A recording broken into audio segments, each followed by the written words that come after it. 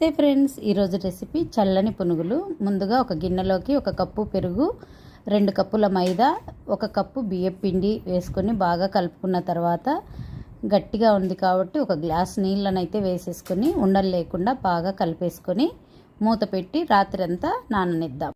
Deep fry కోసము బాండి పెట్టి బాండీలో సగానికి ఆయిల్ వేసేసుకోవాలి.